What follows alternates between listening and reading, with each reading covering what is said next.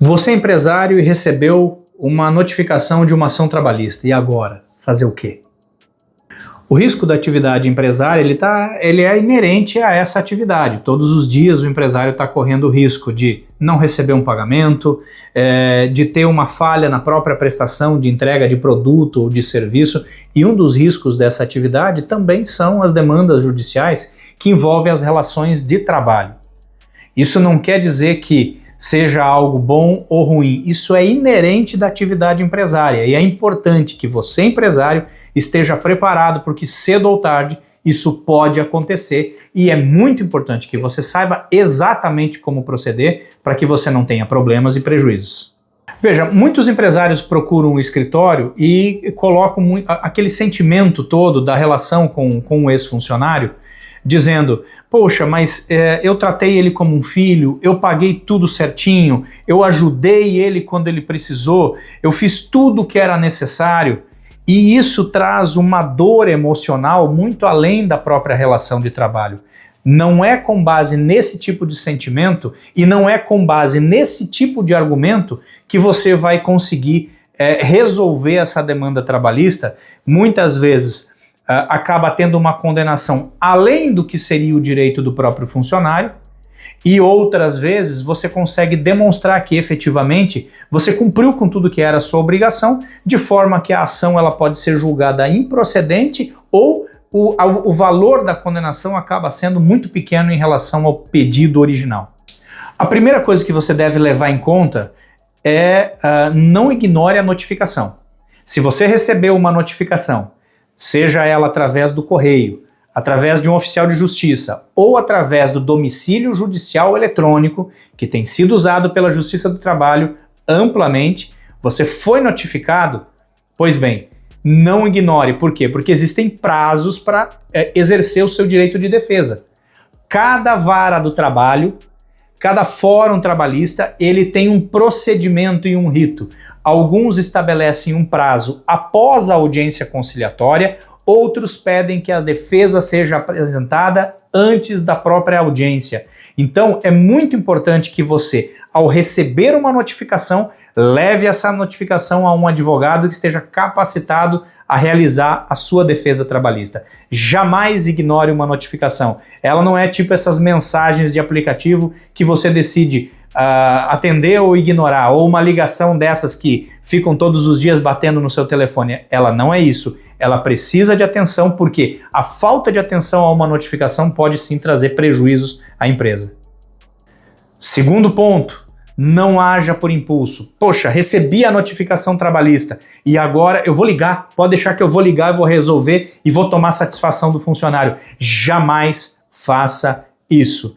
Aqui vale a regra dos filmes americanos. Tudo que você disser vai ser usado contra você no tribunal. Você corre o risco, brincadeira à parte, de acabar fazendo prova contra você mesmo através de uma atitude impensada, de uma frase mal colocada que pode gerar inclusive uma condenação em dano moral. Então, controle o impulso porque a pessoa habilitada para te defender em uma notificação trabalhista, em uma ação trabalhista, é o advogado e ele vai saber te prestar a melhor orientação. Recebida a notificação, você não agiu por impulso? Ok. Nós começamos então a análise processual. Junto com o corpo de advogados, é importante que o empresário faça a análise do caso, entendendo quais são as provas disponíveis, quais são os documentos que precisam ser apresentados e cada um dos pedidos constantes dessa ação trabalhista, qual é o documento ou o tipo de prova que será utilizado para demonstrar o direito da empresa. Nós sabemos, e isso não é algo que vai ser generalizado, que muitas vezes as ações trabalhistas contêm pedidos além daquilo que seria o direito do empregado. Porém, é muito importante que durante a elaboração de uma defesa trabalhista, a prova seja bem avaliada. Não é simplesmente porque nós temos algum documento que esse documento efetivamente vai fazer prova a favor do empresário. Muitas vezes esse documento precisa ser confirmado ou até validado através de testemunhas. Então, a conversa entre o empresário e a equipe jurídica e o advogado é fundamental para fazer a correta valoração da prova. Alguns mitos que fazem parte do dia a dia empresarial, que a gente troca informações com outros. Eu pagava tudo certinho, não vou ter problema. Não é bem assim. Outras situações que causam uma ilusão de falsa segurança. Não, eu sempre tratei ele muito bem como da família, ele nunca vai fazer ou ela nunca vai fazer isso comigo. Veja, a ação trabalhista movida por um funcionário não é uma sacanagem, não é um ato de maldade, é um direito que constitui a parte. Se ela tem ou não o direito, isso cabe ao juiz. E para demonstrar isso diante de um juiz, é muito importante que a ação trabalhista seja conduzida de forma técnica. Ela não é uma ação emocional. O juiz trabalhista não vai decidir com base em emoções, ele vai decidir com base em provas. Então o que você precisa não é uma boa história de como você se relacionou bem, ou como você ajudou, ou como você tratou. Isso é mérito seu, muitas vezes do caráter da pessoa, de ser assim ajudadora, mas isso não garante a você vitória no juízo trabalhista. O que você fez pelo seu funcionário não constitui prova a seu favor, pelo contrário, muitas vezes pode ser interpretado como algo que ainda pode acabar majorando a verba que vai ser paga ao funcionário. Por isso, eu repito, é muito importante que você tenha uma análise técnica e fria, sem a emoção da relação à vida entre as partes, através de um advogado. As causas mais comuns de pedidos, os pedidos mais comuns em uma ação trabalhista, horas extras, acho que esse é o campeão, ou se não é, tá ali em primeiro ou segundo lugar. Intervalo intra-jornada também é bastante comum a pessoa alegar que ela não tinha horário de almoço, atividades diferentes daquela registrada em carteira, ou seja, o desvio de função, a pessoa foi contratada para fazer um tipo de tarefa, acaba exercendo outras, o assédio moral, mensagens pressionando cumprimento de metas, constituindo um tipo de assédio que leva a pessoa muitas vezes a um estado de debilidade emocional, e a falta de comunicação profissional, utilizando de termos inadequados com o funcionário, e aí já partimos para a seara do dano moral. Existe procedimento, e melhor do que você responder tecnicamente a uma ação trabalhista é você ter uma consultoria que faça uma ação preventiva.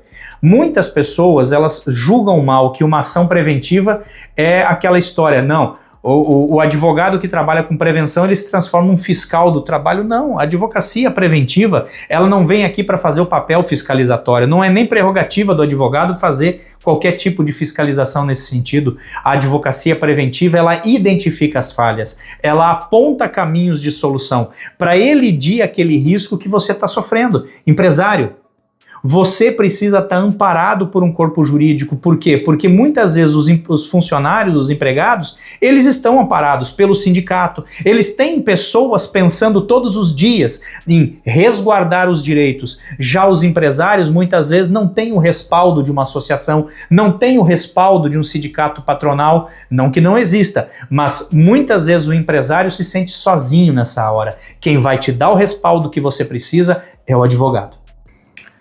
Bom, e agora algumas direções práticas para que esse vídeo não fique somente falado, um monólogo, e não tenha nenhum apontamento prático. Primeiro apontamento dos que eu tenho aqui relacionados, faça um correto controle de ponto. Verifique se o tipo de atividade e o número de funcionários permite que você tenha controle manual ou se é o caso de você fazer a implantação de um controle eletrônico. Não economize onde você precisa constituir prova. Sabe, não vá pela opção mais barata que lá na frente não vai servir. Quem que vai dizer corretamente se você precisa ou não de um controle eletrônico de ponto? O seu contador e o seu advogado. Eles estão capacitados a te dar essa orientação. Outra orientação, formaliza tudo por escrito, faça contrato de trabalho, registre a carteira do funcionário, faça anotações de toda a atividade inerente ao que o funcionário vai precisar fazer, essa vaga de emprego, esse empregado que vai passar a trabalhar para você. Qual é exatamente a atividade que ele vai fazer? Não escreva A e peça para ele fazer B. Coloque ali, se ele tem que fazer A e B, escreva no contrato que ele tem que fazer A e que ele tem que fazer B, para que fique tudo claro. Terceiro ponto, faça aditivos quando as funções e salários alterarem. Faça o registro das atividades, faça o registro das promoções que eventualmente este empregado recebeu durante o tempo de contrato. Registre advertências profissionais sem usar de grosseria, sem usar de alterações. O funcionário procedeu mal em alguma coisa, ele feriu o ambiente de trabalho, ou a própria imagem da empresa, ou o procedimento da empresa, registre isso através de advertências. É direito da empresa fazer isso, mesmo que o funcionário se negue a assinar. Existem procedimentos para que você faça isso de forma correta. Faça uma política de comunicação interna. Tenha o hábito de comunicar e de comprovar que você comunicou. Não adianta dizer, não, eu comuniquei pelo WhatsApp, eu comuniquei verbalmente. Faça suas comunicações por escrito. Tenha um lugar específico de comunicação ou colete a assinatura do funcionário e entregue por escrito as orientações e comunicações que você quer levar ao conhecimento. Por exemplo, atividades que exigem o uso de EPI, para ele de algum tipo de insalubridade ou de periculosidade, você precisa comprovar que entregou e você precisa comprovar que exigia o uso, que você fazia a fiscalização do uso. Isso precisa ser anotado, isso precisa ser registrado. E por fim, aqui na minha pauta, treine os seus gestores, porque o problema muitas vezes não foi com você, foi com a sua equipe gerencial. O funcionário muitas vezes acaba entrando com uma ação trabalhista por conta do sentimento de mágoa, de raiva que ele nutriu pela empresa e muitas vezes esse desentendimento foi com a equipe gerencial e não foi nem com o proprietário da empresa. Então, é muito importante que você traga treinamento constante que proporcione um correto ambiente de trabalho.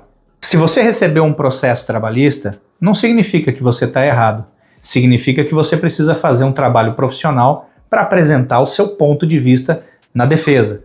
Ora, se você é empresário e está passando por isso, se você tem dúvidas sobre esse conteúdo, não hesite em enviar uma mensagem, nós vamos ter o prazer em ajudar ou responder qualquer dúvida que você tenha. E guarde isso, direito do trabalho não é guerra, é técnica, é prova e é estratégia.